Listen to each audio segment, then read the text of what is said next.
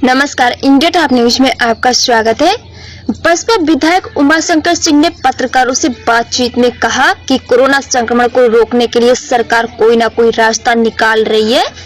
Corona संक्रमण को रोकने के लिए सरकार के हर फैसले के साथ है हमारी पार्टी। कोविड-19 को रोकथाम के लिए सरकार जो भी दिशा निर्देश मिले बिना भेदभाव के उसे पालन करना चाहिए। आइए सुनाते हैं बसपा विधायक उमाशंकर सिंह की जुबानी। विधायक जी, नाइट कर्फ्यू लगा है, इससे क्या कोई लाभ होगा? देखिए,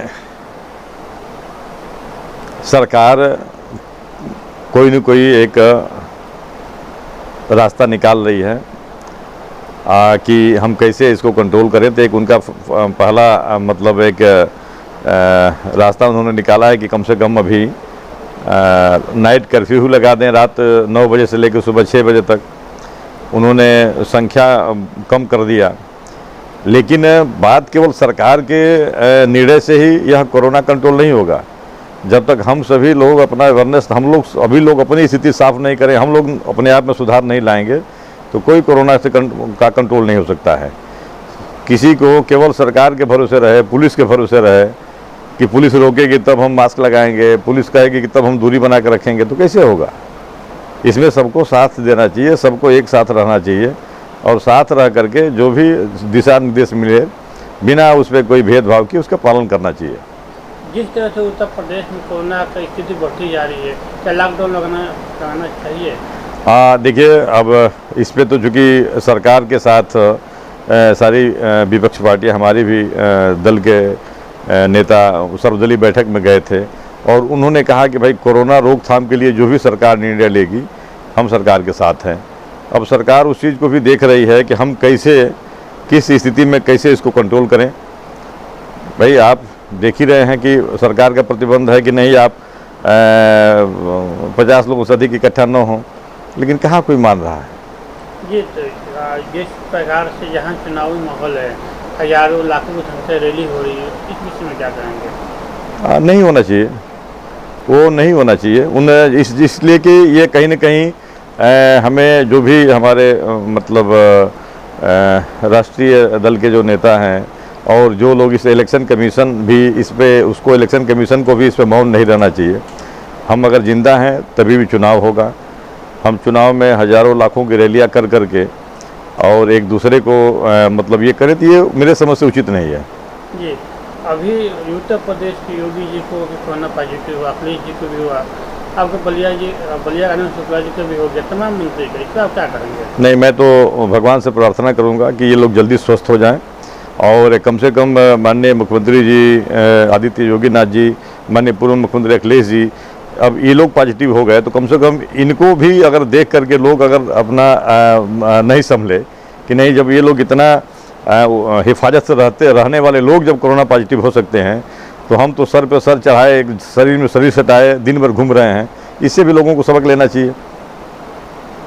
अभी एक हमारे पूर्व विधायक भदोही के अभी निधन हो गया, 2 बार विधायक रहे, तो उनको 2 दिन 3 दिन पहले कोरोना पॉजिटिव हुआ है। तो आप देख ही रहे हैं। ये जिससे नाइट कर्फ्यू लगा है, ये लोग तो लगाने से कोई फायदा नहीं दिखाई दे रहा है। लोग उसी तरफ टहल रहे हैं, घूम रहे हैं नाइट कर्फ्यू में भी। तो मैं तो यही कह रहा हूँ ना कि भाई सरकार ने तो नाइट कर्फ्यू लगा दिया। अब ये सरकार कहाँ लाठी ले लेके किसके पीछे घूमेगी कि आप मत निकलो बाहर। धीरे धीरे उन्हें प्रिपेयर किया जा रहा है कि पहले अब नाइट कर्फ्यू हो भैया, आप कम से कम रात में। लेकिन अभी बताइए, क्या पुलिस का मारना ही जरूरी है?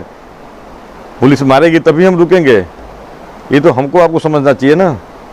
जी, अभी चुनाव का माहौल चल रहा है उत्तर प्रदेश में, पंचायत चुनाव को, तो आपकी भी पार्टी से तमाम प्रत्याशी उतर रहे हैं, तो क्या आपकी पार्टी पूरे जिले में उत्तर प्रदेश में जीत हासिल करेगी? बिल्कुल, इस बार जो है आप देखिएगा, रिजल्ट आने दीजिए। इस बार मुझे लगता है कि जो जिला पंचायत सदस्य के लिए जो हमारे बहुजन समाज पार्टी के जो अधिकृत प्रत्याशी हैं, अब ये तो हम अपने जिला में देख रहे हैं, अगल बगल देख रहे हैं, प्रचंड बहुमत से जीतने जा रही है। जी, अभी पिछले बार जो लॉकडाउन लगा था, सरकार पर तमाम तरह के आरोप लगे थे। लॉकडाउन के बीच में करोड़ों घोटाला क्या भ्रष्टाचारी हुआ, क्या उस समय भी इस समय वही हाल होगा? नहीं, ऐसा जिसको कोरोना हुआ उसको क्वारंटाइन भेजा गया, 1 दिन के बाद उसको छोड़ दिया जाता था। जो नियम था 14 दिन रखने के लिए। तो आप ही लोग तो दिखाते थे कि किसी को क्वारंटाइन रखा गया, वो छत से कूद के भाग गया। तो अब छत से कूद के भाग गया, तब उसको तो अब जेल की कैदी जैसे कौन निगरानी करेगा? उसको तो केवल अलग इसलिए रखा गया था, होम क्वारंटाइन या मतलब क्वारंटाइन सेंटर इसलिए बनाए गए थे कि आपको कोरोना अगर पॉजिटिव है तो आप अपने घर में जाएंगे तो अपने माँ को फैलाएंगे, बाप को फैलाएंगे, पत्नी को फैलाएंगे, बच्चों को फैलाएंगे। तो कम से कम इसके लिए यहाँ पे आप रहिए, यहाँ पे इत्मीनान से आप दवा करिए। अब वो छत से कूद के भाग जाएं तो कौन उनके लिए उत्तरदायी होगा? तो अभी पंचायत चुनाव पर क्या आपकी तरफ कोई संदेश है ग्रामवासियों के लिए पूरे दिन से? नहीं, मैं तो यही आपके माध्यम से संदेश देना चाहता हूँ कि चूँकि हमें कोरोना से बचने के जितने उपाय हैं उन सारे उपायों को फॉलो करते हुए इलेक्शन में हम भाग लें। हम कहीं अधिक संख्या में इकट्ठा न हों, हम कहीं कैंपेनिंग भी करें तो कम लोगों के साथ कैंपेनिंग करें।